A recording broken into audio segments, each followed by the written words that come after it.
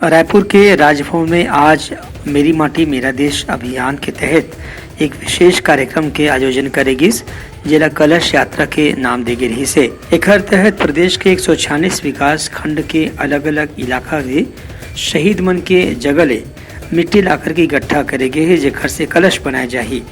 एक कलश ला दिल्ली के कर्तव्य पथ में अमृत वाटिका में स्थापित करे जाही। बता दें कि देश भर के पुलिस और सुरक्षा बल के जवान मन जो आंतरिक सुरक्षा में शहीद हुए हैं, ओमन के करीब 2 लाख जवान मन के याद में कर्तव्य पथ में एक विशेष वाटिका बनाई जाही, जहां ओमन के नाम से पौधा लगाए जाही, जेमा ओमन के नाम भी लिखे रही। इस मौके में राज्यपाल हकीहिन की मोर माटी मोर देश अभियान के उद्देश्य यही है कि पुलिस और सुरक्षा बल के जो जवान मन आंतरिक सुरक्षा के मामले में शहीद हो गए हैं, उनखरो सुरताला हमेशा के लिए बना के रखे जाए और दिल्ली में कोई भी मनखे जाके देखे तो वहाँ देश भर के शहीद पुलिस जवान मन के जानकारी एक जगह में एक गाँव मन ला मिल सके।